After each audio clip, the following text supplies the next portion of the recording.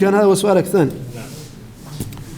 نحن في تواصل قررنا قبل أن ينطلق الحوار وقبل أن تخلق الدعوة له بالشكل الفعلي من طرف النظام يقال متوقع أنه لا يخلق. إن كيف قلت دعينا المعارضة ودعيناها البرنامج موحد فيه جانب يتعلق بالحوار وجانب يتعلق بعمل استراتيجي مستمر للمعارضة. كانت فيه أنشطة وفي زيارات موحدة للداخل وفي ياسر من الأمور، هو خطة عمل كبيرة للعمل المعارض.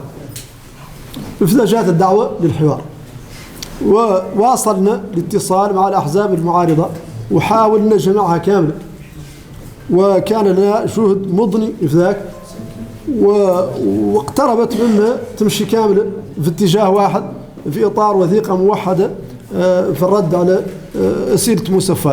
بقيت بعض الأطراف الوازنة والكبيرة فعلا في المعارضة اللي تحفظت وقالت أنها ما فات شافت الضمانات الكافية لتطبيق مخرجات الحوار. العفو.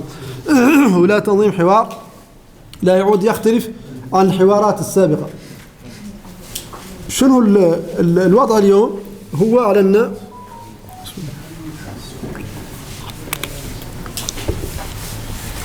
كيف قلت قبيل في العرض، مع أننا مختصرين على المعارضة التي حضرت اللقاء، ذيك هي اللي استدعيناها يمس وحضرت هون كاملة، وزدناها قاعد بطرف والله اثنين ما هم في الناس اللي حضرت اللقاء من أصحاب الأحزاب المرخصة الجديدة وحضروا معنا اللقاء يمس، وناقصنا العمل المشترك المعارض وضرورة توحيد المعارضة وموقفها من الحوار، وأن إن أمكن أن تتفق في كل شيء اللي هو الأصل، وإلا توضع عند بعض مشتركات متفق عليها وفاتحة المجال لبعض الاختلاف.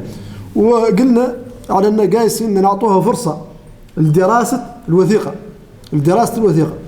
لأن ما فهم شيء مستعجل، لين يدرس كل حزب وحده وكل مجموعة وحدها تدرس هذه الوثيقة لا يحصل عندها ردها عليها، وحينها لا نجابروا من جديد ونشوف هذه الردود كاملة، المتفق منها لا ندمجوه والمختلف نشوفوا الصيغة اللي نقدر نقاربوا بها حتى يتفق، والله بعد على الأقل يعود كلها واضح له وجهة النظر الثاني ويحترمها له.